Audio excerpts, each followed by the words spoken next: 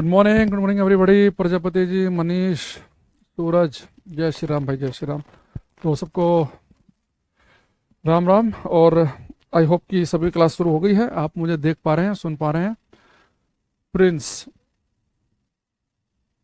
अक्षय, जय, सृष्टि, अनुराग, अतुल, नवीन, बहुत बहुत नमस्कार। तो आज का रंगारंग कार्यक्रम करेंगे शुरू, बेबी नायडू जी को नमस्कार करते हुए। कल की क्लास में हमने बेटा मेल्टिंग ऑफ वायर, तार को पिघलने वाला एक केस आपको मैंने बताया था। वो पीडीएफ मैंने कल वाली पहले से खोल ली है। तो हम देखो कल क्लास में क्या पढ़ रहे थे कि हमने आपको एक केस पढ़ाया था। ये 3 केस बनेंगे इसमें। तो केस फर्स्ट हम कल की क्लास में कर चुके थे। तो हमने केस पढ़ा था कल की क्लास में कि अगर किसी तार को मेल्ट कर दे, पिघाल दे और उसकी लंबाई कर दें डबल। तो हमने आपसे बोला था कि किसी तार को पिघालकर अगर लंबाई दुगुनी करेगा तो आपने स्क्वायर पे जाना है लंबाई वाले केस में, कि लंबाई करी 3 गुना तो 3 का स्क्वायर 9, तो नए तार का रेजिस्टेंस 9 गुना। तार को पिघाल के लंबाई कर दी दुगुनी तो 2 का स्क्वायर 4, यानी कि रेजिस्टेंस 4 गुना। तार को पिघाल के लंबाई कर दी 1/3, 1/3, तो 1/3 का स्क्वायर करेंगे तो रेजिस्टेंस नए तार का हो जाएगा 1/9, यानी कि 1/9 टाइम्स। ये बात हम अनूप, गजाला, नितेश, ये पिछली क्लास में शिवशंकर जी पढ़ चुके हैं ना। अब हम इसमें बढ़ेंगे केस सेकंड पे। देखो अब सारों के हम शॉर्ट ट्रिक पे जाएंगे सीधे डायरेक्ट, क्योंकि पेपर में हमें टाइम खराब नहीं करना है। अब देखो केस बेटा सेकंड क्या बन सकता है।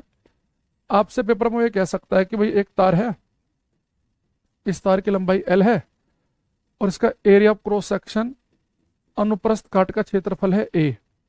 और आपसे कह सकता है जी इस तार को हमने पिघाला, मेल्ट किया और इसका जो एरिया ऑफ क्रॉस सेक्शन है वो पहले से डबल कर दिया, तो नए तार का रेजिस्टेंस पहले से कितने गुना होगा। तो जो कल मैंने आपको केस पढ़ाया था उसमें तार को मेल्ट करके वो लेंथ में चेंज कर रहा था, कि तार को पिघाला और तार की लंबाई कर दी डबल, यानी कि लंबाई जब बढ़ा दोगे तो मोटाई घट जाएगी। यहाँ पे वो क्या कर रहे हैं, पढ़ लिया सूरज, बढ़िया। इस वाले केस में तार को पिघाल के उसका कह रहा है कि अनुप्रस्थ काट का जो क्षेत्रफल है, तार का जो एरिया ऑफ क्रॉस सेक्शन है वो डबल कर दिया, यानी कि तार को मोटा कर दिया। भाई पिघाल के उसका एरिया ऑफ क्रॉस सेक्शन अगर आप डबल करोगे यानी कि तार की लंबाई कम करनी पड़ेगी। तो अगर ये पूछ ले पेपर में कि तार को पिघाल कर उसका एरिया ऑफ क्रॉस सेक्शन अगर डबल कर देंगे तो लंबाई बदल जाएगी। मान लो पहले लंबाई थी L1, अब L2 हो जाएगी। तो नए तार का रेजिस्टेंस कितने गुना होगा। तो मैं आपको सीधे सीधे, जैसे मैंने लंबाई वाले केस में लास्ट में शॉर्ट ट्रिक बताई थी कल जाते हुए, सीधा उससे बता देता हूं। और तरीका तो वरना वही है कि इसका वॉल्यूम इसके बराबर रखेंगे, पूरा सोल्व वोल्व करेंगे, आंसर आ जाएगा। कहोगे तो मैं पूरा सोल्व भी कर दूंगा। तो इसमें देखो आपको क्या करना है। एरिया वाले केस में जैसे उसने कहा कि तार को पिघालकर इसका एरिया पहले से हमने कर दिया डबल, तो बेटा जैसे तार को पिघालकर एरिया करोगे डबल, तो इसमें भी क्या करेंगे, जितने गुना एरिया करेगा उसका आपको स्क्वायर करना है। तो 2 का स्क्वायर क्या हो गया 4। लेकिन आप एक बात ध्यान रखना कि जो रेजिस्टेंस का फॉर्मूला है ना वो है ρL/A। तो इस फॉर्मूले में एरिया लिखा हुआ नीचे, यानी कि एरिया जो है ना वो रेजिस्टेंस के इनवर्सली प्रोपोर्शनल है, व्युत्क्रमानुपाती। तो यानी कि एरिया वाले केस में जो भी स्क्वायर करके आपकी वैल्यू आएगी उसे आपको 1 के नीचे लिखना है। तो एरिया कर दिया डबल, तो 2 का स्क्वायर हो गया 4, तो नए तार का जो रेजिस्टेंस आएगा वो पहले का 1/4 आएगा, 1/4। भाई लंबाई वाले केस में तो हमने डायरेक्ट आंसर क्यों बता दिया, लंबाई की दुगनी 2 का स्क्वायर 4, तो लंबाई तो फॉर्मूले में ऊपर लिखा हुआ है, लंबाई के तो प्रोपोर्शनल समानुपाती है ये रेजिस्टेंस। लंबाई डबल करेंगे तो भैया, तो मैंने कहा कि लंबाई बढ़ने पर रेजिस्टेंस बढ़ेगा क्योंकि दोनों एक ही लाइन में है। तो लंबाई वाले केस में स्क्वायर करके जो भी आएगा वही डायरेक्ट आंसर। एरिया वाले केस में जो भी स्क्वायर करके आएगा उसे 1 के नीचे लिखना है। तो अगर आपसे कह दे कि एक तार को पिघालकर इसका एरिया पहले से 5 गुना कर दिया गया तो नए तार का रेजिस्टेंस कितने गुना होगा। तो आप क्या कहेंगे, जैसे लंबाई वाले केस में हम स्क्वायर कर रहे थे, एरिया वाले केस में भी स्क्वायर करेंगे तो 5 का स्क्वायर आएगा 25। लेकिन एरिया क्या है, फॉर्मूले में नीचे लिखा हुआ है, तो जो भी वैल्यू स्क्वायर करके आए उसे 1 के नीचे लिख देना, यानी नए तार का जो रेजिस्टेंस होगा वो पहले का 1/25 गुना होगा। समझ पा रहे हैं बात को। अब तीसरे वाला क्वेश्चन आप मुझे बताएंगे। अगर आपसे कहूं कि एक तार को पिघालकर उसका एरिया ऑफ क्रॉस सेक्शन, अनुप्रस्थ काट का क्षेत्रफल पहले से 1/3 कर दिया, 1/3, तो नए तार का रेजिस्टेंस कितने गुना हो जाएगा। प्रिंस, रोहित, ये वाला करो। तार को पिघालकर अगर एरिया ऑफ क्रॉस सेक्शन 1/3 कर दें तो नए तार का रेजिस्टेंस कितने गुना होगा। करो सभी ये। मनीषा, अक्षय, सब करो ट्राई।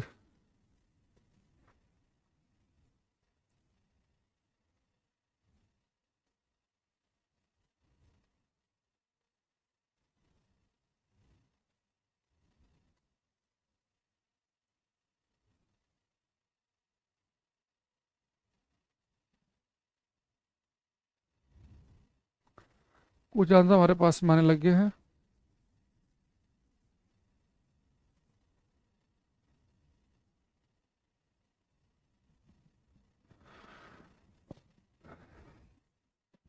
क्या वो क्लास रुक गई? 1 सेकेंड।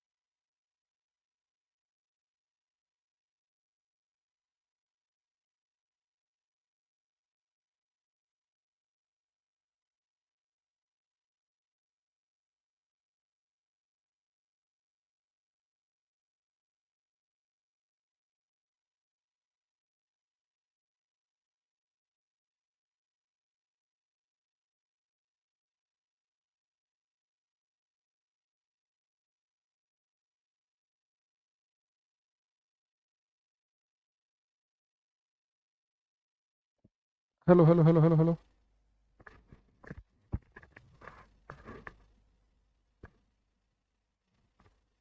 अब मैंने RTMP वाली हटा दी है, दूसरे से पढ़ा रहा हूँ। देखना भाई, किसी बच्चे अगर क्लास स्टार्ट हुई है तो।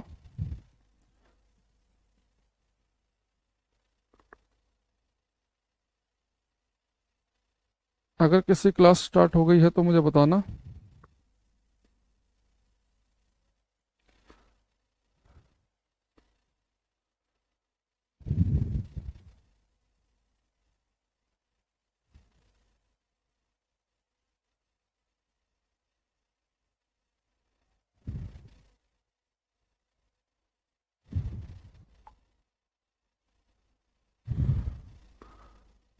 स्टार्ट हो गई? चलो। कुछ बच्चे कह रहे हैं कि क्लास हो गई है स्टार्ट, तो मैं भी चेक कर लेता हूँ अपने मोबाइल में, मेरी स्टार्ट हो गई है क्या? हाँ ठीक है, ठीक है। चलो। तो भाई कुछ समस्या आ गई थी, सपोर्ट टीम कह रही है कि सभी स्टूडेंट ऐप क्लोज करके दोबारा ज्वाइन करें क्लास। ओके। प्रिंस कह रहे हैं अभिषेक सर क्लास, हाँ मैंने भी देखा था मेरे मोबाइल में, सर की क्लास स्टार्ट हो गई थी। तो अभी कुछ टेक्निकल कुछ इशू आ गया था, तो कई बार ना वो हो जाता है इधर उधर, तो क्लास आपकी रुक गई थी। खैर आपने यहाँ तक तो मुझे सही आंसर दे दिया था। ये क्वेश्चन पूछा था ना मैंने आपसे कि अगर एरिया ऑफ क्रॉस सेक्शन 5 गुना करेंगे तो नए तार का रेजिस्टेंस कितना होगा, 5 का स्क्वायर 25, और जो भी स्क्वायर करके आएगा उसे 1 के नीचे लिख देंगे। फिर मैं एक क्वेश्चन पूछ रहा था, फिर आपका वीडियो रुक गई थी, तो मैंने कहा था कि क्वेश्चन का आपको आंसर देना इसका कि अगर एक तार को पिघालकर उसका अनुप्रस्थ काट का क्षेत्रफल एरिया ऑफ क्रॉस सेक्शन 1/3 कर दें तो नए तार का रेजिस्टेंस कितने गुना हो जाएगा।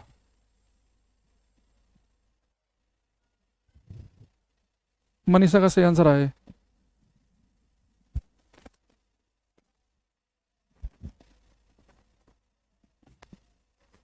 देखो भाई, तार को पिघाल के आपने एरिया ऑफ क्रॉस सेक्शन कर दिया 1/3, तो 1/3 का करेंगे स्क्वायर तो कितना आएगा 1/9। अब ये सीधे सीधे 1/9 पे टिक मत लगा देना जो एमओ ने प्रिंस ने कर दिया।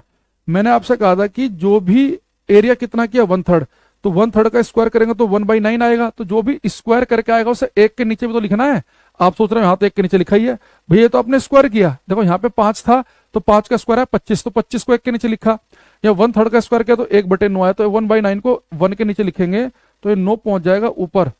तो रेजिस्टेंस जो है वो पहले से 9 गुना आएगा। जिसका 1/9 आ रहा है उनका सबका गलत है, उन्होंने बस सीधे क्या किया, स्क्वायर करके ही आंसर दे दिया। तो नीतीश कृष्णा शिवशंकर प्रिंस बाद में इन्होंने कर दिया ठीक। चलो, तो अब हमें क्या पता चल गया। अब एक हम आएंगे केस नंबर 3 पे।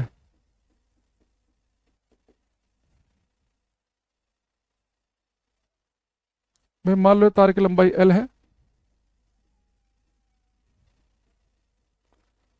इसका एरिया क्रॉस सेक्शन A है, रेडियस है R। तो आपको बेटा पता है कि या तो तार को पिघाल के और लंबाई में चेंज करेगा तो स्क्वायर करेंगे, सीधा आंसर। तार को पिघाल कर एरिया में चेंज करेगा तो स्क्वायर करके 1 के नीचे लिखते हैं हम। अब आते हैं रेजिस्टेंस वाले केस में क्या होगा। अगर पेपर में आपसे कह दे कि एक तार को पिघाल कर मेल्ट करके उसकी रेडियस पहले से दुगनी कर दी तो नए तार का रेजिस्टेंस पहले से कितने गुना होगा। रेडियस वाला केस इंपोर्टेंट है, या तो लेंथ वाला पूछता है पेपर में या रेडियस वाला। यहां देखना, रेजिस्टेंस का फॉर्मूला क्या था, रो एल बाई ए, और ए की जगह हम क्या लिख सकते हैं, और rho L upon pi r square. तो मुझे एक चीज बताओ, जब तार को पिघालकर वो लंबाई में चेंज कर रहा था तो हम स्क्वायर कर रहे थे, तार को पिघालकर जब वो एरिया में चेंज कर रहा था तब भी हम स्क्वायर कर रहे थे। अब तार को पिघालकर वो रेडियस में चेंज कर रहा है तो रेडियस में तो पहले से ही स्क्वायर है, तो एक बार और स्क्वायर करेंगे तो पावर 4 नहीं हो जाएगी। यानी रेडियस वाले केस में आपने क्या करना है कि तार को पिघालकर जितने भी गुना रेडियस करेगा आपको उसकी पावर करनी है 4। तो 2 की पावर 4 हो गया, 2 दूनी 4, दूनी 8, दूनी 16, यानी 16 बन गया। अब देखो रेडियस भी फॉर्मूले में लिखा हुआ नीचे, यानी रेडियस वाले केस में पहले करेंगे पावर 4, और जो भी पावर 4 करके बने वो चाहे 1 अपॉन लिखा हो चाहे झुका तू लिखा हो, जो भी बने पावर 4 करके उसे 1 के नीचे लिखना है। तो 1 के नीचे क्या लिखेंगे 16, तो नए तार का जो रेजिस्टेंस है वो पहले से 1/16 गुना हो जाएगा। तो अगर तार को पिघालकर उसकी रेडियस दुगनी कर रहा है तो रेडियस वाले केस में हम पहले करेंगे पावर 4 और फिर उसे 1 के नीचे लिख देंगे हम। समझ गए बात को। अब जैसे मैं आप एक क्वेश्चन पूछता हूं आपसे, एक तार को पिघालकर उसकी रेडियस पहले से 1/3 कर दी 1/3, अगर त्रिज्या 1/3 कर दे तो नए तार का रेजिस्टेंस पहले के कितने गुना होगा। सब बच्चे आंसर देंगे इसका। चलो संदीप जी करो ये क्वेश्चन, शिव शंकर नीतीश कृष्णा सब करो।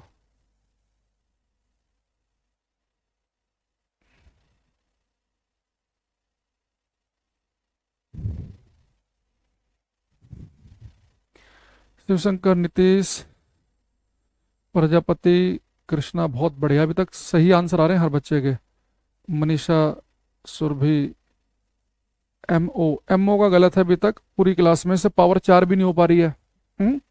बेटा रीजनिंग में कैसे करके आओगे फिर पेपर में तुम, रीजनिंग तो हर एग्जाम में आती है, पावर 4 हमारे से हो नहीं रही है। देखो अब रेडियस वाले केस हम क्या करते हैं, जितने गुना रेडियस करेगा उसकी पावर कर देंगे हम 4, तो कितना हो जाएगा ये 3 तिया 9 तिया 27 तिया 81, तो 1/81 आ गया, और जो भी पावर 4 करके आएगा उसे 1 के नीचे लिखेंगे, 81 पहुंच जाएगा ऊपर। तो नए तार का रेजिस्टेंस जो है वो 81 गुना हो जाएगा, 81 टाइम्स, 81 गुना। प्रिंस का भी सही है, बीबी नायडू का, सबका सही है ये। अच्छा, अब हम एक काम करेंगे आपके लिए। अब ये 3 केस के ना मैं मिक्स क्वेश्चन डाल रहा हूँ अभी। मैं यहाँ पे 5-6 क्वेश्चन लिखूंगा, कोई बच्चा अभी कमेंटबाजी नहीं करेगा। जब 6 के 6 में क्वेश्चन लिख लूंगा तो आप एक ही कमेंट में कोमा लगा लगा के 6 के आंसर लिखेंगे। तो मैं तीनों को मिक्स कर रहा हूँ कि तार को पिघल के लंबाई चेंज करी, एरिया चेंज किया, रेडियस चेंज की। तो आपको दिमाग में सोचना है कि किस केस में स्क्वायर करना है, किस केस में पावर 4 करनी है, किस में डायरेक्ट लिखना है, किस में 1 के नीचे लिखना है। अब मैं लेंथ, एरिया, रेडियस तीनों का मिक्स आपके सामने लिखने वाला हूं, तो यहाँ पे बड़े ध्यान से देखना। पहला क्वेश्चन मेरा, एक तार को पिघालकर उसका एरिया पहले से कर दिया 1/2, तो नए तार का रेजिस्टेंस कितने गुना होगा। अगला है, एक तार को पिघालकर उसकी लंबाई कर दी पहले से 4 गुना, तो नए तार का रेजिस्टेंस पहले का कितने गुना होगा। एक तार को पिघालकर उसकी रेडियस कर दी पहले से हाफ, तो नए तार का रेजिस्टेंस पहले का कितने गुना होगा। एक तार को पिघालकर उसकी लंबाई कर दी पहले से 1/3, नए तार का रेजिस्टेंस पहले का कितने गुना होगा। एक तार को पिघालकर इसका एरिया कर दिया पहले से तिगना, 3 गुना, तो नए तार का रेजिस्टेंस पहले का कितने गुना होगा। एक तार को पिघालकर इसकी रेडियस कर दी पहले की हमने 4 गुना, तो नए तार का रेजिस्टेंस पहले का कितने गुना होगा।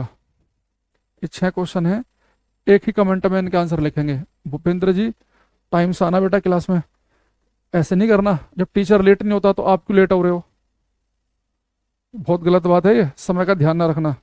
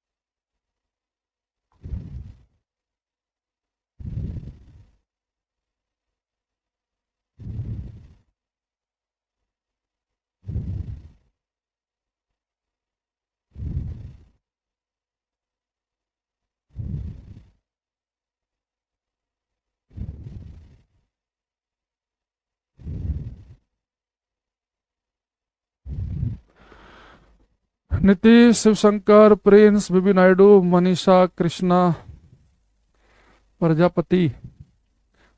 देखते हैं किसका ठीक है, बाकी आप कमेंट कर रहे हो। अब देखो मैं आपके सामने कितनी स्पीड से हम क्वेश्चन करने वाले हैं। हमने सबसे पहले देखा एरिया कर दिया हाफ, तो एरिया में करते हैं स्क्वायर, तो 1/2 का स्क्वायर होगा 1/4, और एरिया में नीचे लिखेंगे 1 के नीचे, तो 4 पहुंच जाएगा ऊपर। तो पहले क्वेश्चन का आंसर आएगा 4 गुना। लंबाई में करते हैं स्क्वायर, जो भी आएगा वही आंसर, 4 चौक 4 का स्क्वायर 16, तो दूसरे का आंसर है 16। रेडियस में करते हैं पावर, पहले तो 4, 2 दूनी 4 दूनी 8 दूनी 16, 1/16, 1 के नीचे लिखेंगे तो 16 पहुंच जाएगा ऊपर। लंबाई में करते हैं स्क्वायर, 1/3 का स्क्वायर हो जाएगा 1/9, जो भी स्क्वायर करके आएगा लेंथ में वही झुका तू। एरिया में करते हैं स्क्वायर, 3 तिया 9, और जो भी आएगा 1 के नीचे तो 1/9। रेडियस में करते हैं पावर, 4 4 चौक 16 चौक 64 होगा 256, 256 1 के नीचे लिखेंगे तो 1/256। गजाला का देखते हैं हम, पहले का नून लिखा 4, दूसरे का लिखा 16, तीसरे का लिखा 16, चौथे का लिखा 1/9, पांचवा लिखा 1/9, लास्ट का लिखा 81 वाला कहाँ से आ गया। 7 कैसे क्वेश्चन कर दिए तुमने, हमने टोटल 6 ही करे हैं, तो लास्ट वाले में जाएगा 1/256। शिवशंकर वाले कह रहे लास्ट गलत हो गया, अच्छा, गजाला का भी एक गलत है। भाई देखो ना, आपने क्या करना है, सीधे दिमाग में लगाना है कि यहाँ पे क्या करना है, स्क्वायर करना है। जो भी स्क्वायर करके आएगा उसे एक के नीचे लिखेंगे। तो 1/2 का स्क्वायर 1/4, 1 के नीचे 1/4 लिखेंगे तो 4 ऊपर पहुंच गया। इसमें स्क्वायर करेंगे, 4 का स्क्वायर 16 हो गया। इसमें तो सीधा आंसर आता है लंबाई में। तो रेडियस में क्या करेंगे, पहले 1/2 की पावर 4 करेंगे तो 1/16 आएगा, उसे 1 के नीचे लिखेंगे तो 16 ऊपर पहुंच गया। लंबाई में सीधा स्क्वायर करते हैं, 1/9 आ गया। इसमें स्क्वायर करके 1 के नीचे लिखते हैं, इसमें पावर 4 करके 1 के नीचे लिखते हैं। सारे के सारे आपके ठीक होने चाहिए थे। इसमें नॉर्मली आपको पेपर में या तो लेंथ वाला क्वेश्चन दिखेगा कि तार को पिघालकर उसकी लंबाई पहले से हमने कर दी दुगनी, है ना। ये आपसे बोलेगा कि तार को पिघालकर उसकी रेडियस के बारे में बोल देगा। जैसे अगर मैं आपको एक पेपर का क्वेश्चन दिखाऊं, इसमें ये आपके पेपर, इसकी लैंग्वेज ऐसे रहती है क्वेश्चन की ना, ये क्वेश्चन की लैंग्वेज कैसी रहेगी वो आप देख सकते हैं। ये कह रहा है कि if a wire of resistance R is melted and recasted into half of its radius then the resistance of wire will be. तो एक तार जो है, इसका रेजिस्टेंस आर है, इसे हमने मेल्ट किया और रिकास्ट किया हाफ ऑफ इट्स रेडियस, इसकी रेडियस हाफ कर दी। तो कह रहा है कि then the resistance of the wire, तो बेटा तार को पिघाला, रेडियस कर दी हमने उसकी हाफ। तो रेडियस वाले केस में हम पहला करते हैं पावर 4। तो कितना जाएगा, 1/16। बहुत सारे बच्चे हैं ना 1/16 देखते ही तुरंत टिक लगा देंगे सी ऑप्शन पे। भाई पहले तो आपने करी पावर 4, तो रेडियस में हमें पता है कि जो भी पावर 4 करके आएगा उसे 1 के नीचे लिखेंगे, ये चीज याद रखना। तो आंसर इसका 16 गुना है। तो डी आंसर बन जाएगा, जो मेरे बताने से पहले नीतीश, शिवशंकर, प्रजापति, गजाला ने इसका आंसर दे भी दिया हमें, है ना। तो इसका आंसर बनेगा हमारा डी ऑप्शन। बहुत बढ़िया। अब देखो, हमने कल की क्लास से हमने रेजिस्टेंस स्टार्ट किया था, है ना। और रेजिस्टेंस से एक क्वेश्चन मैं चाह रहा हूँ आपसे, जो फॉर्मूला आपको बताया, एक क्वेश्चन और देखो।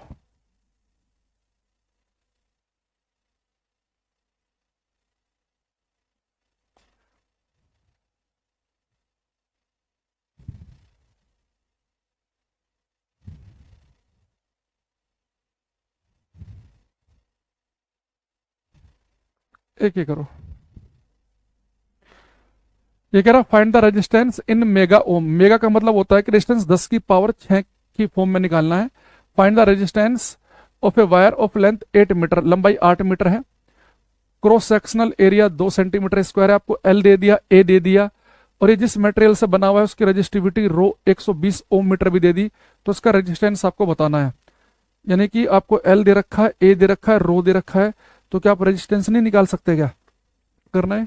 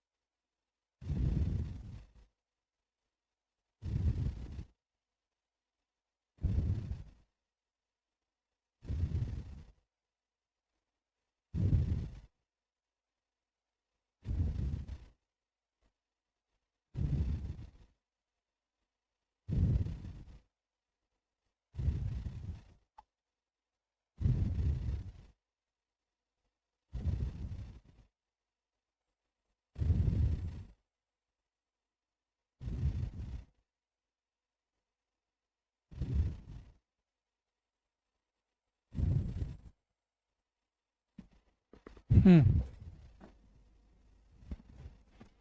तो देखो यहाँ पे लिखा है इसने, find the resistance in mega ohm. तो लेंथ दे रखी है 8 मीटर, हालांकि इसने सिंबल यूज सही नहीं कर रखा, मीटर स्मॉल एम लिखना चाहिए। एरिया क्रॉस सेक्शन दे रखा है कितना, 2 सेंटीमीटर स्क्वायर। तो आपको पता है कि भाई हम जब भी न्यूमेरिकल करते हैं तो हमेशा हम यूज करते हैं एसआई यूनिट। तो मीटर है, यहाँ दे रखा है सेंटीमीटर, तो उसका मीटर बनाना पड़ेगा। तो 2 सेंटीमीटर को मीटर में बदलने के लिए हम 100 से भाग करते हैं, तो यहाँ तो सेंटीमीटर का स्क्वायर है, तो 100 से 2 बार भाग करना पड़ेगा, तो यानी कि 10⁻⁻⁴ आ जाएगा। बात समझ रहे हैं ना भाई? सेंटीमीटर से मीटर बनाने के लिए 10⁻² की मल्टीप्लाई करते हैं, यहाँ सेंटीमीटर का स्क्वायर है, तो 10⁻² का स्क्वायर करेंगे तो 10⁻⁴ हो जाएगा, ये मीटर स्क्वायर आ गया। रेजिस्टिविटी तो बिल्कुल ठीक दे रखी है, 120 ओम मीटर, ओम मीटर में नापते हैं। रेजिस्टेंस निकालना है, यानी आपको बस केवल फॉर्मूले में वैल्यू पुट करनी है। R = ρ/L/A। तो रेजिस्टिविटी कितनी है? 120, लंबाई कितनी है? 8, एरिया कितना है? 2 × 10⁻⁻⁴, तो क्या 2 चौक 8, 12 चौक 48, 480, ऊपर जाके पावर हो जाएगी प्लस की। तो मेगा ओम में बताना है, यानी कि 10⁶ की फॉर्म में, तो इसे मैं लिख सकता हूँ 4.8 × 10⁶ ओम, 10⁶ का होता है मेगा, तो 4.8 मेगा ओम इसका आंसर आ गया, 4.8 मेगा ओम, यानी कि बी करेक्ट आंसर है इस क्वेश्चन का। समझ गए बात को?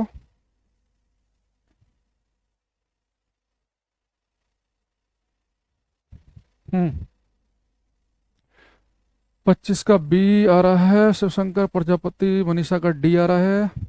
तो जिस चैप्टर क्वेश्चन आता है वो चैप्टर पहले करा दीजिए। बीपीएससी ट्री का एग्जाम है, सबके कंपटीशन में अगर ये पता हो ना किस चैप्टर का आएगा किसका नहीं आएगा, तो फिर तो जीवन कितना आसान हो जाए, है ना? तो इन फर्जी चक्करों मत पड़ा करो, किसके कम आएंगे किसके ज़्यादा आएंगे, कहीं से भी कुछ भी आ सकता है, ठीक है? चलो अब बढ़ते हैं आगे।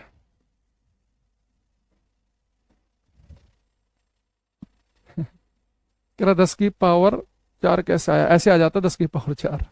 अरे एरिया क्या लिखा उसने? एरिया लिखा उसने 2 सेंटीमीटर स्क्वायर, है ना? अब इसे सेंटीमीटर स्क्वायर को मीटर स्क्वायर में बदलना है, तो मीटर में बदलने के लिए हम क्या करते हैं? तो सेंटीमीटर को मीटर में बदलने के लिए 100 से भाग कर देते हैं, पर ये सेंटीमीटर का स्क्वायर है तो 100 से एक बार और भाग करना पड़ेगा, तो सेंटीमीटर से बन जाएगा मीटर स्क्वायर, तो 10⁻⁴ पहुंच जाएगा ऊपर, तो 2 × 10⁻⁻⁴ ऐसे आया था ये, ठीक है? न्यूमेरिकल की प्रैक्टिस कहाँ से करें? जो हम पढ़ा रहे हैं इसी से कर लो, जो क्लास नोट्स मिलते हैं ना तुम्हें, इसमें भी इतने न्यूमेरिकल कराते तो हैं। अच्छा अब बढ़ते हैं हम आगे की तरफ। अब लिखेंगे हम temperature effect on resistance. Temperature effect on resistance, प्रतिरोध पर तापमान का प्रभाव, प्रतिरोध पर तापमान का प्रभाव, टेम्परेचर इफेक्ट ऑन रेजिस्टेंस, प्रतिरोध पर तापमान का प्रभाव। अच्छा मैंने आपको बताया था कि रेजिस्टेंस पर लंबाई का प्रभाव भी पड़ता है, मोटाई का भी। लंबे पतले तार का रेजिस्टेंस ज्यादा होता है, छोटे मोटे तार का रेजिस्टेंस कम होता है। मटेरियल अलग अलग मटेरियल का भी रेजिस्टेंस अलग अलग होगा, क्योंकि रेजिस्टिविटी अलग अलग होती है अलग अलग मटेरियल की, तो रेजिस्टेंस मटेरियल पर भी डिपेंड करता है। एक मैंने टेम्परेचर शब्द भी लिखवाया था, तो हम क्लास में समझेंगे कि टेम्परेचर का क्या प्रभाव पड़ता है रेजिस्टेंस पर, या रेजिस्टिविटी किसी भी एक भी चीज पूछ ले सेम ही प्रभाव है। तो तापमान का क्या प्रभाव है कि टेम्परेचर बढ़ने पर रेजिस्टेंस या रेजिस्टिविटी किसी मटेरियल की बढ़ेगी घटेगी या सेम रहेगी, क्या होगा, वो हमें क्लास में समझना है। इससे बड़े बड़े क्वेश्चन बनेंगे अभी थोड़ी देर में।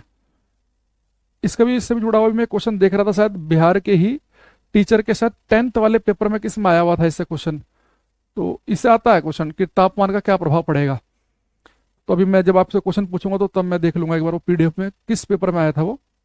तो तापमान का क्या प्रभाव है, तो आपसे कहेगा कि टेम्परेचर के बढ़ने पर किसी मटेरियल किसी पदार्थ का रेजिस्टेंस बढ़ेगा या घटेगा। तो आप बोलेंगे टेम्परेचर के बढ़ने पर रेजिस्टेंस किसी मटेरियल का बढ़ भी सकता है और घट भी सकता है।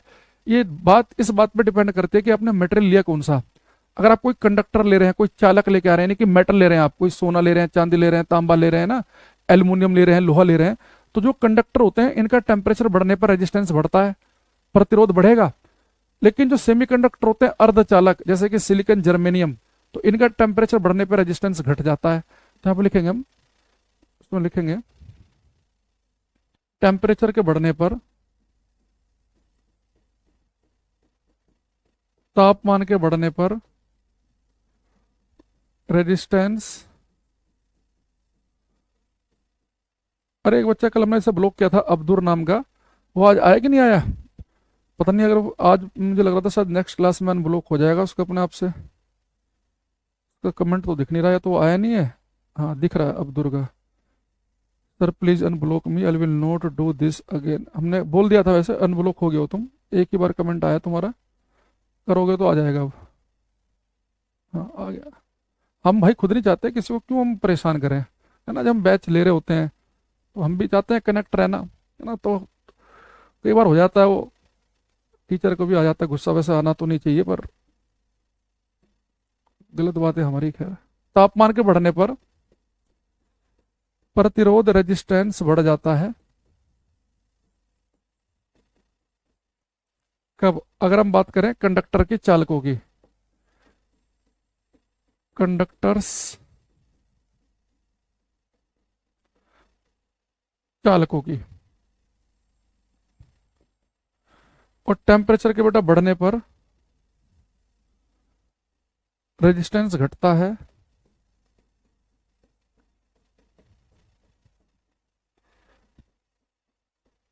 तापमान के बढ़ने पर रेजिस्टेंस घट जाता है।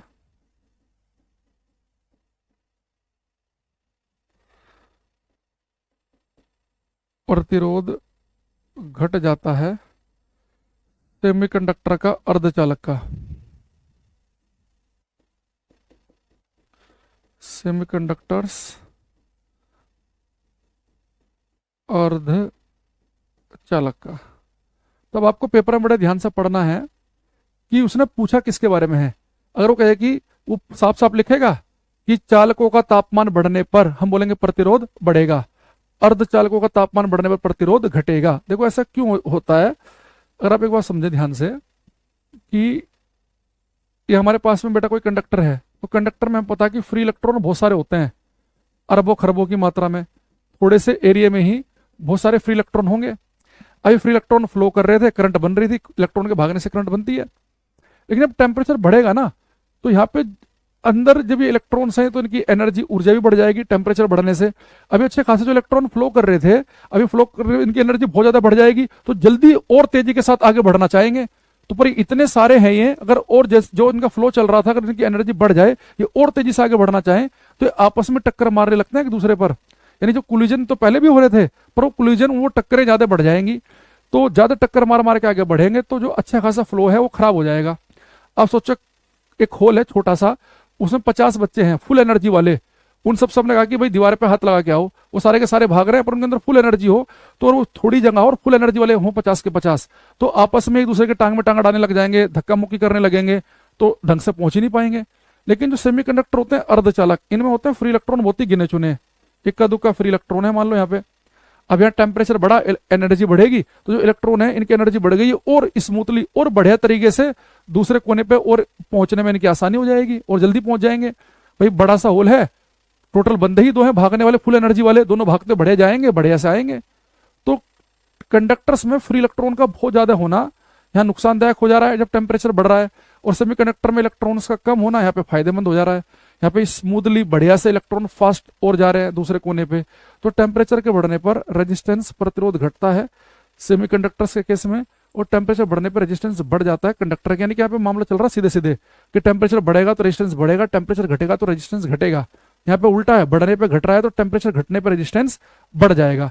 अब हम इनका क्या करेंगे, पोस्टमार्टम करेंगे इनका बढ़िया तरीके से हम।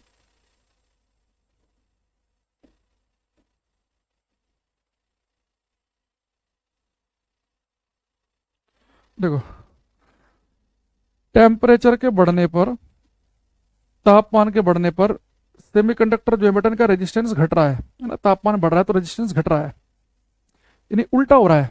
तो मुझे अच्छी बताओ, अगर टेम्परेचर बढ़ने पर रेजिस्टेंस घट रहा है, तो अगर मैं टेम्परेचर घटाना शुरू कर दूं, तो अगर टेम्परेचर बढ़ने पर रेजिस्टेंस घट रहा है तो घटने पे बढ़ेगा। चलो अब तापमान घटाते हैं हम। अगर मैंने आपकी क्लास में हीट चैप्टर पढ़ा दिया है, तो मैंने आपको बताया होगा कि सबसे कम टेम्परेचर जो है वो 0 केल्विन हो सकता है। 0 केल्विन का मतलब होता है -273.15 डिग्री सेल्सियस, इससे कम तापमान नहीं हो सकता। इसका भी हम यूज करेंगे। देखो, अब मैं टेम्परेचर घटाऊंगा तो इधर सेमीकंडक्टर में अर्धचालक में रेजिस्टेंस बढ़ेगा। तापमान में घटा रहा हूँ 0 डिग्री, -100, -150, -200, -250। अगर मैं टेम्परेचर कम करते करते करते करते कर दूं -273 डिग्री सेल्सियस, यानी कि 0 केल्विन, तो मैं टेम्परेचर कम करते करते करते जो मिनिमम टेम्परेचर हो सकता है, जो न्यूनतम तापमान हो सकता है 0 केल्विन, अगर मैं वहां पहुंच जाऊं तो इधर रेजिस्टेंस बढ़ते बढ़ते बढ़ते बढ़ते बढ़ते इतना ज्यादा रेजिस्टेंस हो जाएगा कि करंट फ्लो करना ही बंद कर देगी।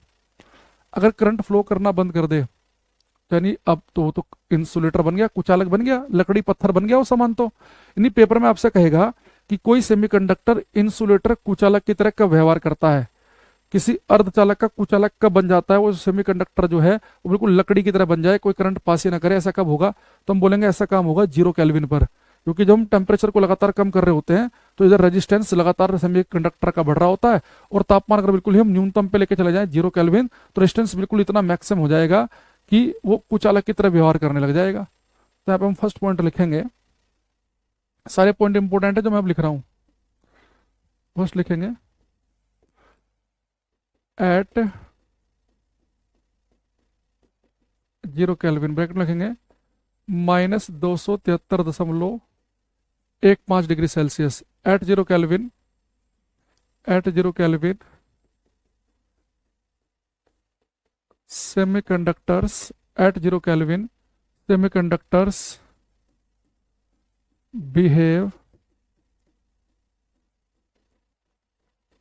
at 0 Kelvin, at 0 Kelvin semiconductors behave like an insulator। Hindi लिखेंगे 0 केल्विन अर्थात -273 डिग्री सेल्सियस पर 0 केल्विन अर्थात -273.15 डिग्री सेल्सियस पर अर्धचालक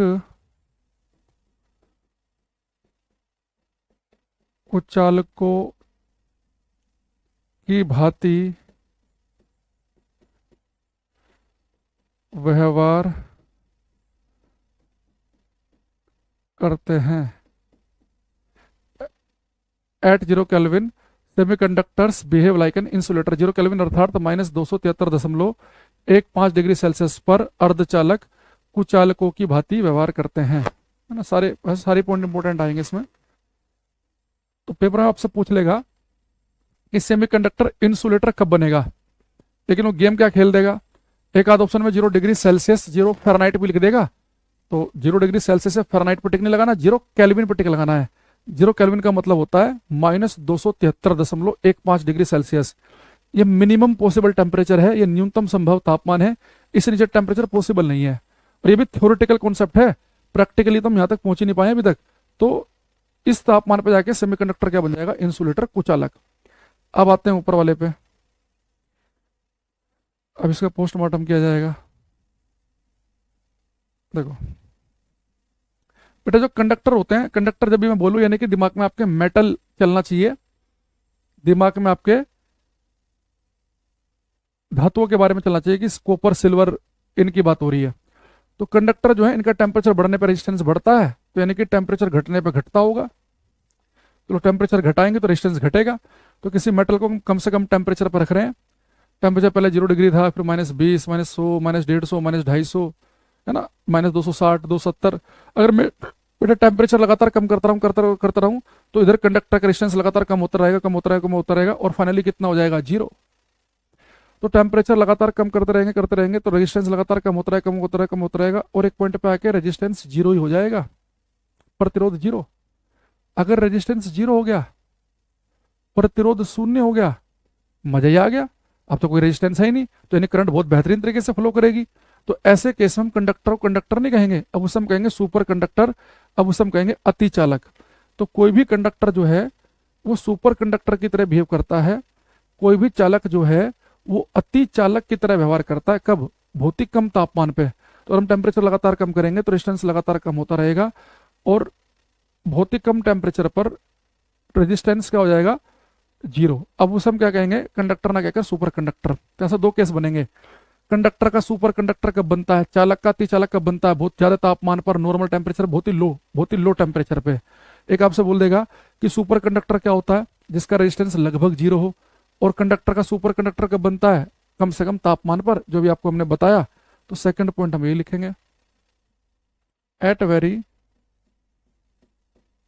वेरी लो टेम्परेचर,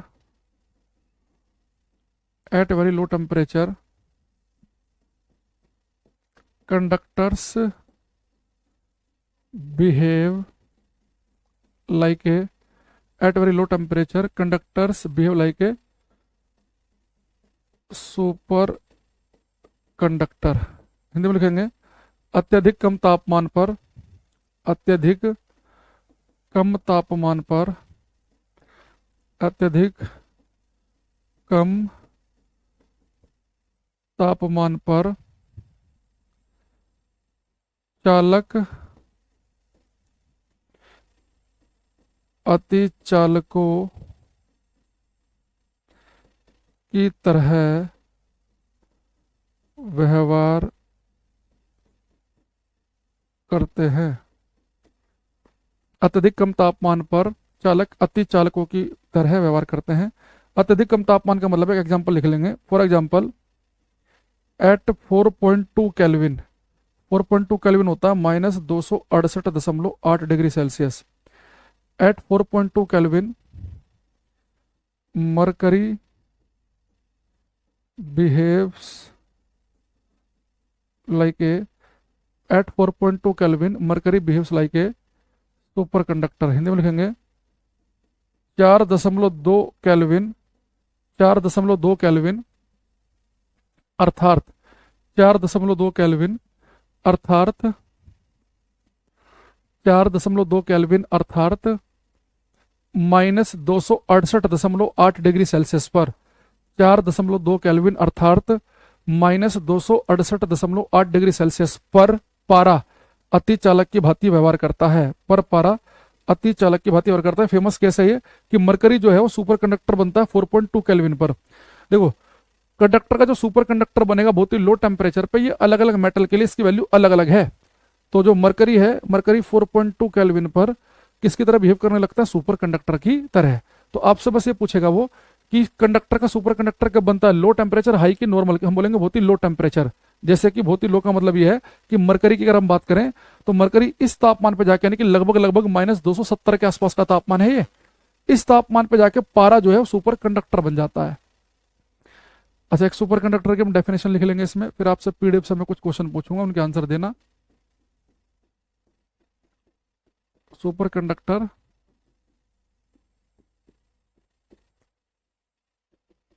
अति चालक, तो लिखेंगे super conductor is a conductor, super conductor is a conductor which provides, superconductor is a conductor which provides minimum to minimum resistance। Hindi में लिखेंगे, अति चालक वह चालक है जो कम से कम प्रतिरोध प्रदान करे। अति चालक वह चालक है जो कम से कम प्रतिरोध प्रदान करे। ब्रैकेट में लिखेंगे लगभग 0 ओम। अति चालक वह चालक है जो कम से कम प्रतिरोध प्रदान करे, ऑलमोस्ट जीरो। तो फिजिक्स में ना कुछ इन्फानाइट अनंत होता, ना ही कुछ जीरो, तो ऑलमोस्ट जीरो। तो अति चालक वह चालक है जो कम से कम प्रतिरोध प्रदान करे। अब देखो हमारे पास, अभी मैं क्वेश्चन पूछने वाला हूं आपसे पीडीएफ से, उससे पहले देखो हमने क्या क्या पढ़ा।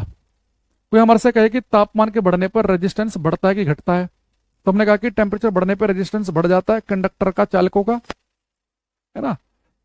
और घट किसका जाता है, हम बोलेंगे टेम्परेचर बढ़ने पर रेजिस्टेंस घट जाता है सेमीकंडक्टर अर्धचालक का। और 0 केल्विन पर तो सेमीकंडक्टर इंसुलेटर कुचालक की तरह व्यवहार करने लगता है 0 केल्विन पर।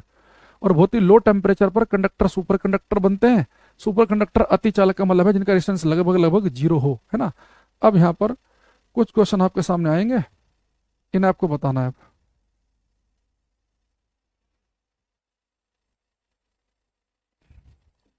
ये करना क्वेश्चन, इसका मैंने आपको आंसर बताया है, बस बिल्कुल डायरेक्ट जैसे यहाँ पे लिखा है ऐसे नहीं बताया, तो आपको उसे थोड़ा सा फील करके सोच के बताना है।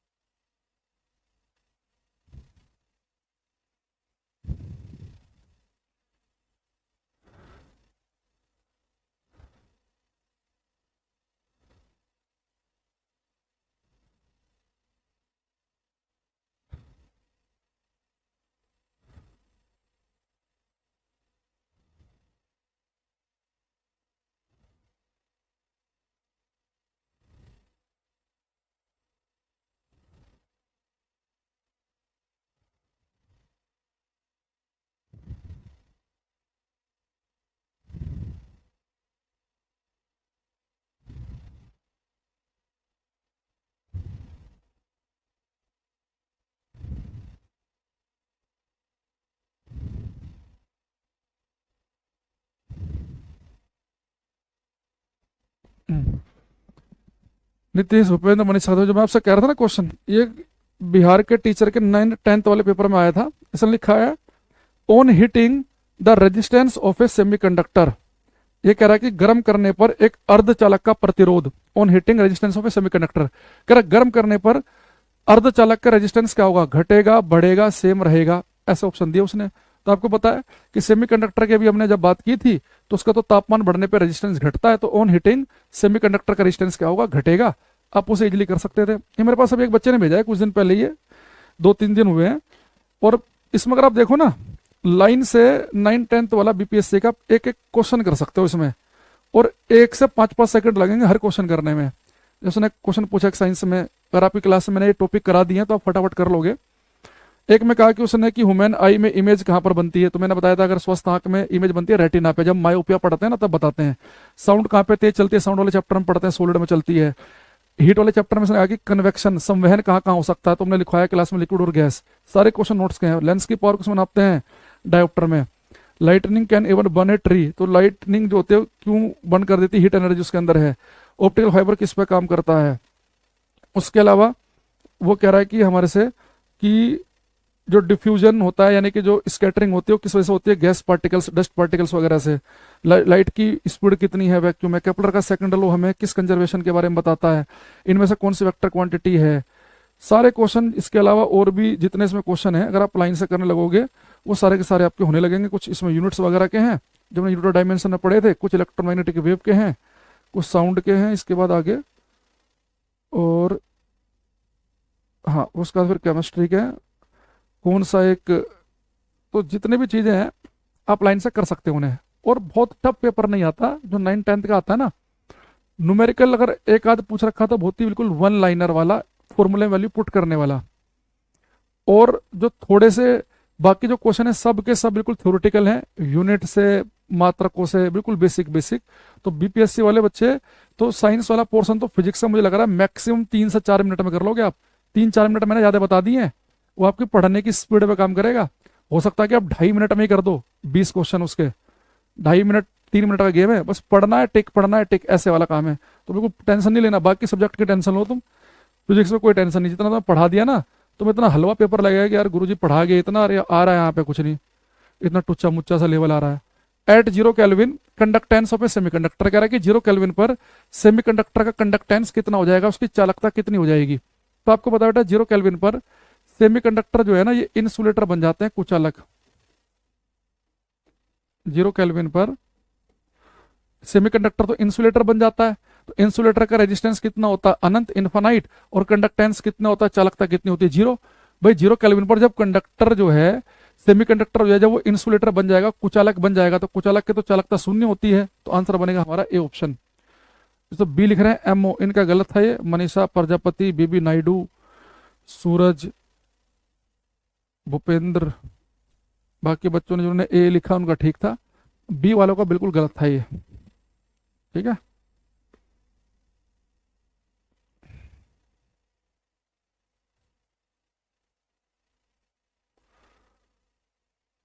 तो यहाँ पे अगर हम चाहो तो यहाँ पे हम लिख सकते हैं 0 केल्विन बेटा हमने पढ़ा था कि सेमीकंडक्टर बन जाएगा इंसुलेटर, और इंसुलेटर बनने का मतलब ये है कि रेजिस्टेंस कितना हो जाएगा इसका, अनंत।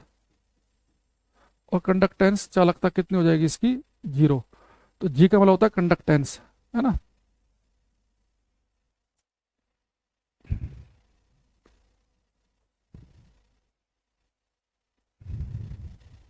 अब आगे आते हैं।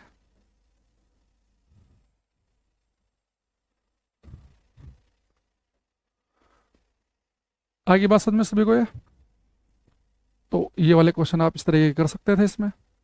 अब हम आगे बढ़ेंगे ओम्स लॉ पर, ओम के नियम पर। उससे पहले भी चलो एक दो हम और थोड़ा सा पीडीएफ को खोल लेते हैं। कौन से वाले में होगा इससे क्वेश्चन, 4 नंबर में देखते हैं।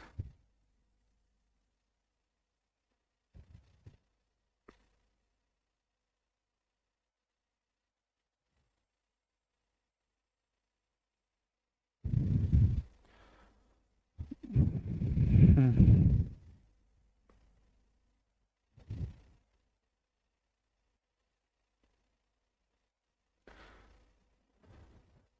ये कह रहा है what is the substance that makes it super conductor substance. पदार्थ में वह क्या है जो इसे सुपर कंडक्टर पदार्थ बनाता है। एक में लिखा है कि the value of resistance is negative, the value of resistance is very low, resistance will be, कुछ रेजिस्टेंस होगा, the value of resistance will be 0। देखो, अगर वो ये कहता कि सुपर कंडक्टर वो है जिनका रेजिस्टेंस जो होता है वो ऑलमोस्ट 0, तो ज्यादा बढ़िया रहता हमारे पास। अगर उसने ऑलमोस्ट 0 नहीं लिखा है ना, तो फिर हम 0 वाले पे भी टिक लगा देंगे भाई। अब ये नेगेटिव तो होता ही नहीं है, इसका कुछ रेजिस्टेंस तो होगा नहीं। अब कई बार बच्चे से फंस जाता है कि रेजिस्टेंस के वैल्यू बहुत ही लो पे टिक लगाएं कि 0 पे। अब देखो भाई, लो में तो बहुत लो में तो 1 ओम भी तो बहुत लो ही है, 0.5 भी बहुत ही लो है। तो अगर यहाँ पर ऑप्शन में 0 वाला नहीं होता तो फिर हम वेरी लो वाले पे पहुंच जाते। या तो ऑलमोस्ट 0 लिखे या वेरी लो लिखे, है ना। तो अगर वो 0 ही लिखा मिल गया तो ये ज्यादा बढ़िया है ये। अगर यहाँ पे 0 वाला ऑप्शन नहीं होता, तो अगर यहाँ पे होता है कि नेगेटिव होगा, रेजिस्टेंस बहुत ही लो होगा, रेजिस्टेंस बहुत ज्यादा होगा, तो फिर आप लो पे चले जाते। फिर आपको कई बार ऑप्शन के हिसाब से भी चलना होता है कि आप सबसे पहले ढूंढेंगे कि ऑलमोस्ट 0, ऑलमोस्ट 0 नहीं मिल रहा है, ठीक है, तो भाई नहीं मिलेगा तो फिर आप ऑलमोस्ट 0 नहीं तो 0 वाले पे पहुंच जाओ। अगर 0 वाले कोई ऑप्शन है ही नहीं, ना 0 है ना ऑलमोस्ट 0 है, तो फिर आप वेरी लो पर तब जाएंगे। तो कई बार आपको फिर थोड़ा सा ऑप्शन को ध्यान से पढ़ के, थोड़ा समय लेके 5-7 सेकंड का एक्स्ट्रा सोच के फिर करना पड़ेगा, है ना।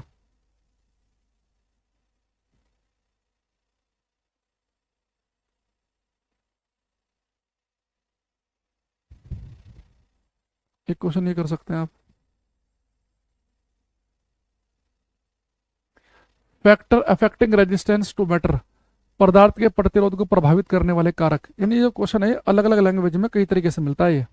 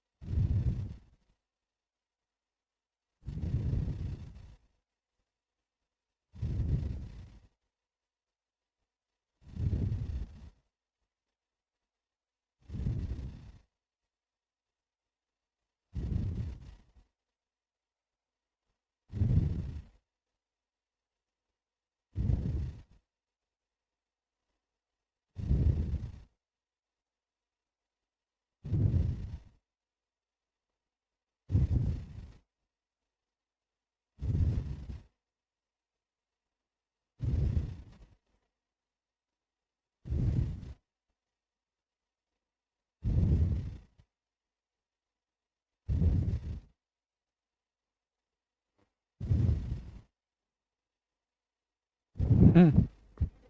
अब देखो उसने क्या लिखा है, फैक्टर अफेक्टिंग रेजिस्टेंस, बेटा इसने लिखा रेजिस्टेंस। रेजिस्टेंस तो आपको पता है हर फैक्टर पर डिपेंड करता है, टेम्परेचर हो, नेचर ऑफ सब्सटेंस हो, कंडक्टर की लंबाई हो, एरिया हो, ABCD। तो आंसर बनेगा इसका ए ऑप्शन, है ना। तो इसे आप सब पे टिक लगा सकते हैं।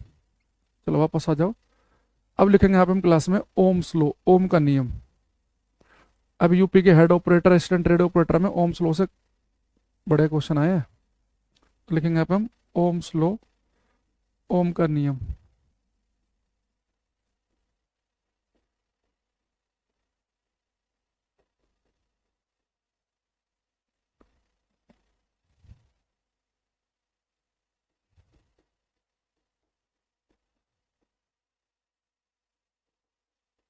ओम का नियम। ठीक है। ये ओम श्लोक किस साल दिया गया है ये भी बताओ, ये क्वेश्चन पूछ लिया था एसएससी में। 1827 28।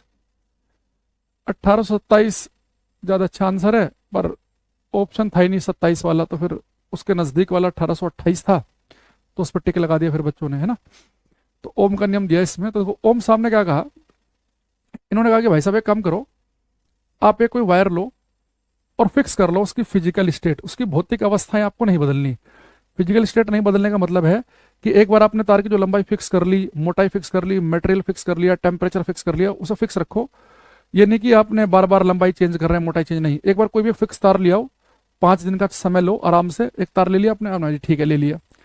कि अगर आप इस तार पे अलग अलग वोल्ट की बैटरी लगाओगे, कभी 5 वोल्ट की बैटरी लगाओगे, फिर 20 वोल्ट की, फिर 50 की, फिर 100 की, तो आपको अलग अलग करंट मिलेगी। तो उन्होंने कहा कि जो आप किसी तार के सिरे पर जो आप वोल्टेज लगाओगे, यानी कि जो पोटेंशियल डिफरेंस विभांतर स्थापित करोगे, मैंने आपको बताया था वोल्टेज का दूसरा नाम पोटेंशियल डिफरेंस विभांतर होता है। तो किसी तार के सिरे पर जो आपने वोल्टेज लगाई, जो आपने पोटेंशियल डिफरेंस लगाया, और जो आपको करंट मिलेगी, इसका रेशियो जो है ना, ये हमेशा कांस्टेंट आएगा। V और I का जो रेशियो है ये आएगा कांस्टेंट। इसका मतलब ये है कांस्टेंट रेशियो का, कि मान लो जब आपने 20 वोल्ट की बैटरी लगाई तो आपको करंट मिली मान लो कि 2 एम्पियर की, तो रेशियो कितना आ गया 10। अगर आप तार को ना बदलो, रेशियो हमेशा 10 ही आएगा। अगर आप वोल्टेज 20 की जगह 40 कर दो, वोल्टेज जैसे आप डबल करोगे ना, तो साथ में आपको करंट भी डबल मिलने लग जाएगी, फिर से रेशियो कितना आएगा 10। और आपने वोल्टेज कर दी आधी, 20 की जगह कर दी 10, और करंट भी 2 की जगह कर दी 1, तो फिर से रेशियो कितना आएगा 10 आएगा। ऐसे अगर आप मान लो कि इसे कर दो 5 गुना, तो 20 का 5 गुना हो जाएगा 100, और 2 का 5 गुना आ जाएगा 10, तो फिर से कितना आ जाएगा 10। तो यानी किसी तार के सिरे पर जब वोल्टेज लगा रहे हैं और जो आपको करंट मिल रही है, इसका रेशियो हमेशा कांस्टेंट रहेगा। तार के सिरों पर स्थापित विभवांतर और उससे जो प्रवाहित होने वाली धारा है, इसका रेशियो हमेशा कांस्टेंट मिलेगा, अगर तार की फिजिकल स्टेट, उसकी भौतिक अवस्थाएं ना बदले। ये ओम के नियम की स्टेटमेंट है। अब इस नियम को जब हम आगे बढ़ाएंगे तो जो आपने बचपन से रट रखा है V = IR वगैरह, वो सब आ जाएगा। तो पहले इसकी जो सटीक जो डेफिनेशन ओम ने दी वो ये दी कि तार की भौतिक अवस्थाएं ना बदलने पर उसके सिरों पर स्थापित विभवांतर, उसके सिरों पर स्थापित वोल्टेज और उससे पास होने वाली जो करंट है, उसका रेशियो हमेशा कांस्टेंट रहता है। तो जैसे जैसे आप वोल्टेज जितने गुना करोगे, साथ में करंट भी उतने गुना रहेगी, और वो रेशियो हमेशा आपको फिक्स मिलेगा। तो यहाँ पे लिखेंगे हम according to Ohm's law, according to Ohm's law, according to Ohm's law, the ratio of the ratio of the ratio of potential difference, the ratio of potential difference applied according to Ohm's law, the ratio of potential difference applied across the ends of wire, applied across the ends of wire, and current flowing through it remains constant, and current flowing through it remains constant if physical state of wire does not change। Hindi में लिखेंगे, ओम के नियम के अनुसार, ओम के नियम के अनुसार किसी चालक के सिरों पर, ओम के नियम के अनुसार किसी चालक के सिरों पर स्थापित विभवांतर और उससे किसी चालक के सिरों पर स्थापित विभवांतर और उससे प्रवाहित होने वाली और उससे प्रभावित होने वाली धारा का अनुपात और उससे प्रभावित होने वाली धारा का अनुपात किसी चालक के सिरों पर स्थापित विभवांतर और उससे प्रभावित होने वाली धारा का अनुपात नियत रहता है यदि यदि यदि चालक लिख रहे हैं, चालक लिख लो या तार लिख लो, तार क्योंकि मेटल के ही लेते हैं हम। यदि चालक की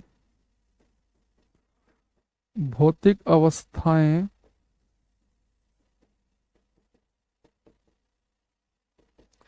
न बदले, यदि चालक की भौतिक अवस्थाएं ना बदलें, किसी चालक के सिरों पर स्थापित विभवांतर और उससे प्रभावित होने वाली धारा का अनुपात नियत रहता है यदि चालक की भौतिक अवस्थाएं ना बदलें। यानी इसका मतलब ये है, किसी तार के सिरे पर स्थापित विभवांतर और उससे प्रभावित होने वाली धारा का अनुपात क्या रहता है? नियत, कांस्टेंट।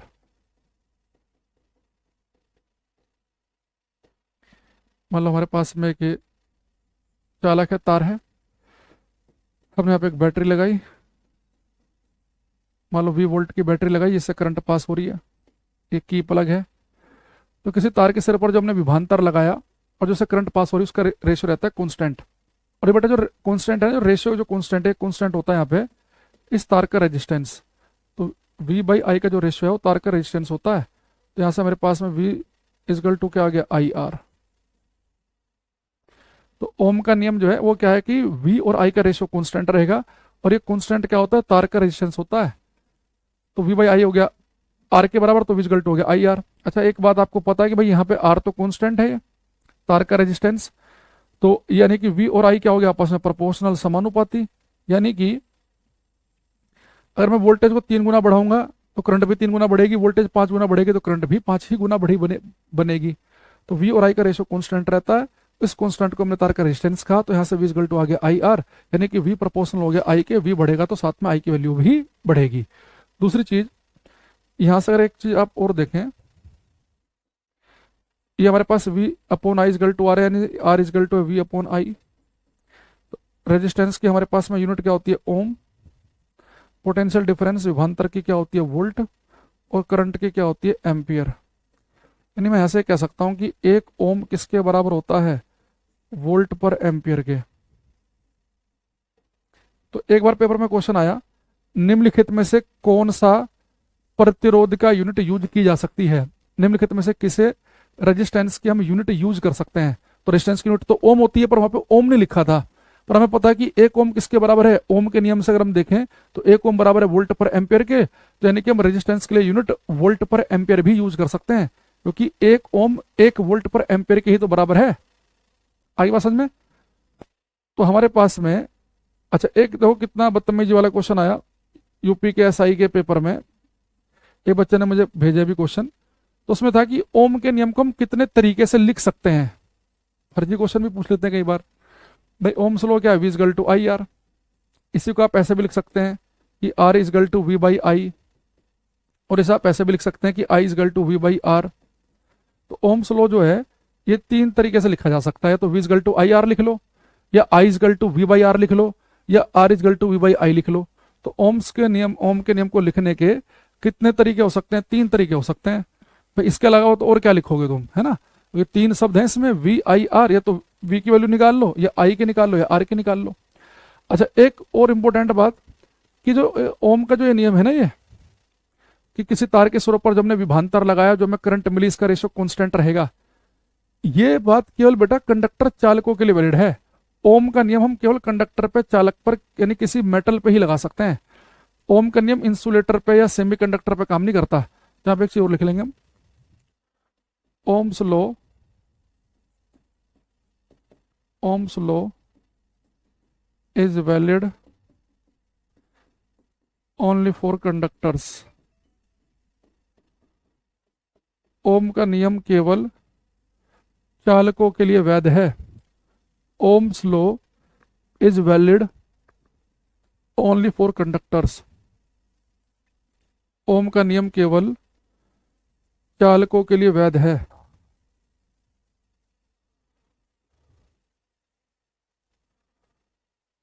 ओम का नियम केवल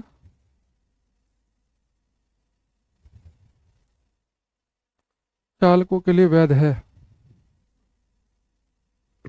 हम्म। अब यहां से कुछ क्वेश्चन देखते हैं हम। ये देखो,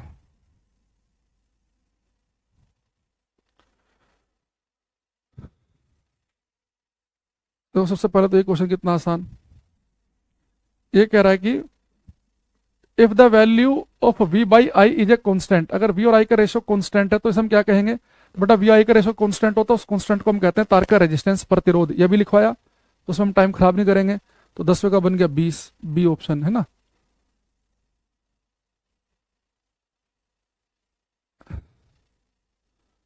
ये देखो, यूनिट ऑफ रेजिस्टेंस, प्रतिरोध का मात्रक क्या है? तो रेजिस्टेंस की यूनिट तो ओम होती है, ओम हमें दे नहीं रखा, हमें ऑप्शन दे रखे हैं ऐसे, वोल्ट इंटू एम्पियर, वोल्ट पर एम्पियर, एम्पियर अपॉन वोल्ट, ऐसे। तो अभी मैंने आपको पढ़ाया कि भाई आर इजगल टू क्या होता है? V by I. तो रेजिस्टेंस को हम नापते हैं ओम में, तो एक ओम को हम क्या लिख सकते हैं? इसके लिए होता है वोल्ट और इसके लिए होता है हमारे पास में एम्पियर। तो एक ओम किसके बराबर हो गया? 1 वोल्ट पर एम्पियर के बराबर हो गया। नहीं, रेजिस्टेंस के हम यूनिट क्या यूज कर सकते हैं इनमें से? वोल्ट पर एम्पियर का यूज कर सकते हैं, है ना। तो 20वें का बी हो गया। एक क्वेश्चन ये है, इसने कहा the magnitude of current flowing between two ends of a conductor proportional to the potential difference between them. चालक के सिरों के बीच बहने वाली धारा का परिमाण उनके बीच विभवांतर के समानुपाती होता है। कह रहा है कि किसी चालक से जो करंट पास कर रही है ना, वो विभवांतर के समानुपाती है। तो करंट कितना पास करेगी? ये करंट प्रोपोर्शनल होती है पोटेंशियल डिफरेंस के। तो किसका नियम है ये? ओम साहब का नियम है ये, ओम्स लॉ। ओम का नियम बन गया। ऐसे भी पूछ लेता है वो कई बार। एक ये है, which of the following is an ohmic conductor. तो ओमिक कंडक्टर कौन से होंगे? शशिकांत, मनीषा प्रजापति, गजाला लगातार हमें आंसर दे रहे हैं। भाई ओमिक कंडक्टर वो कंडक्टर है जो ओम के नियम का पालन करें, और ओम का नियम तो केवल चालकों पे काम करता है। तो चालक जैसे कि मेटल पे, तो इनमें देखो सिलिकॉन, जर्मेनियम, कार्बन, ये तो सब सेमीकंडक्टर हैं, अर्धचालक हैं। इनमें जो सिल्वर है ये क्या है? मेटल। और मेटल क्या होता है? कंडक्टर। तो ओम का नियम केवल और केवल कंडक्टर पे काम करता है, कंडक्टर यानी कि मेटल्स की बात करें हम। तुम्हारा आंसर क्या बन जाएगा? D option. ठीक, अब वापस आ जाओ।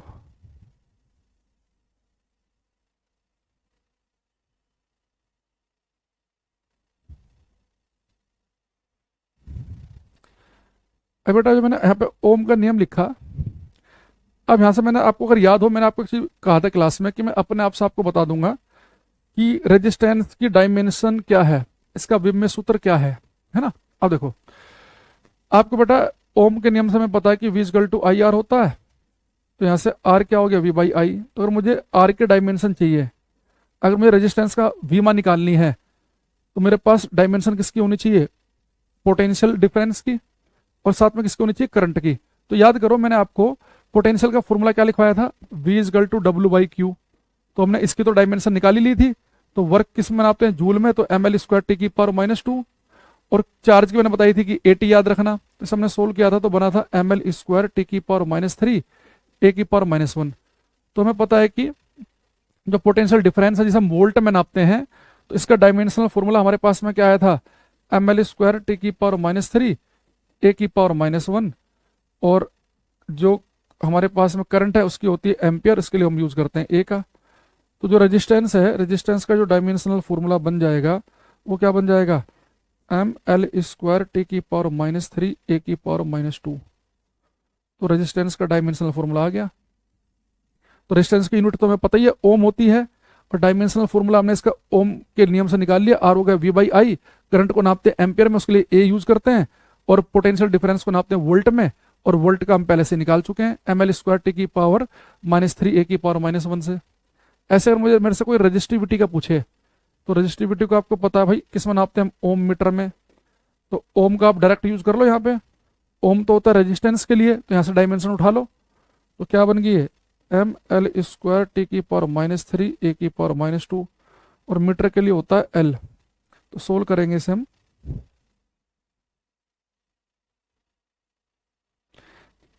एम एल क्यूब टी की पावर -3 ए की पावर -2। रेजिस्टिविटी की यूनिट क्या थी? ओम मीटर, है ना। तो हमारे पास में आ गया। अच्छा, एक हमने पढ़ा था कंडक्टेंस। कंडक्टेंस क्या होता है? चालकता क्या होती है? 1 अपॉन रेजिस्टेंस। रेजिस्टेंस के डायमेंशन यहाँ से उठा लो, ml² टी की पावर -3 ए की पावर -2। तो ऊपर जाके सारे के साइन चेंज हो जाएंगे। m की पावर हो जाएगी -1, l की पावर -2, टी की पावर +3, ए की पावर 2। तो ये बन गया, है ना। ये हो गया कंडक्टेंस का। एक था बेटा हमारे पास कंडक्टिविटी। कंडक्टिविटी क्या थी? 1 अपॉन रेजिस्टिविटी। तो रेजिस्टिविटी का पूरा वहां से उठा लो, ml³ टी की पावर -3 ए की पावर -2। यहाँ से पलट देंगे तो ये आ गया m की पावर -1, l की पावर -3, टी की पावर +3, ए की पावर 2। तो चारों के डायमेंशनल फॉर्मूले आ गए। तो ये रेजिस्टेंस का डायमेंशनल फॉर्मूला है। ये क्या था? रेजिस्टिविटी, प्रतिरोधकता। सिंबल से पता चल रहा होगा ना, रेजिस्टिविटी ये प्रतिरोधकता का डायमेंशनल फॉर्मूला है जिसकी यूनिट थी ओम मीटर। ये कंडक्टेंस है चालकता जिसकी यूनिट थी महो या सीमेंस। ये क्या हमारे पास में? कंडक्टेंस चालकता, इसका मात्रक हमने महो पढ़ा था। और ये क्या है? कंडक्टिविटी, विशिष्ट चालकता, जो रेजिस्टिविटी का उल्टा है। कंडक्टिविटी, विशिष्ट चालकता। यानी अगर आपके पास में रेजिस्टेंस की डायमेंशन आ गई, इससे आप सबके निकाल लोगे। भाई रेजिस्टेंस की पता है तो रेजिस्टेंस का उल्टा क्या होता है? कंडक्टेंस। यानी कि अगर आपको कंडक्टेंस का पता है, रेजिस्टेंस का पता है, तो कंडक्टेंस की भी पता है, ठीक उल्टा कर देना है। इसके अलावा अगर आपको रेजिस्टेंस का पता है तो रेजिस्टिविटी की यूनिट होती है ओम मीटर, तो उसकी भी निकाल लेंगे। अगर आपको रेजिस्टिविटी की पता चल गई तो कंडक्टिविटी होती है 1 अपॉन रेजिस्टिविटी, उसकी भी निकाल लेंगे। तो सबके निकाल सकते हैं आप। तो चारों के डायमेंशनल फॉर्मूले एक साथ लिख लेना। बाकी हम कल की क्लास में ओम्स लॉ से कुछ क्वेश्चन करेंगे क्लास में, और फिर हम आएंगे सीरीज पैरेलल कॉम्बिनेशन पे, इनके बारे में पढ़ेंगे। तो आज के लिए हम इतना ही रखते हैं, बाकी मिलते हैं हम नेक्स्ट क्लास में। वैसे भी 1 आध मिनट बचा आपकी क्लास का ना, तो अब मिलेंगे मंडे को, पढ़कर आना यहाँ तक का, ठीक है। तो सभी को thank you, bye take care. बच्चा कह रहा सर नाम नहीं ले रहे विशाल भाई, तुम चलती हुई क्लास में बीच में केवल अपना नाम सुनने आ जाओगे विशाल भाई।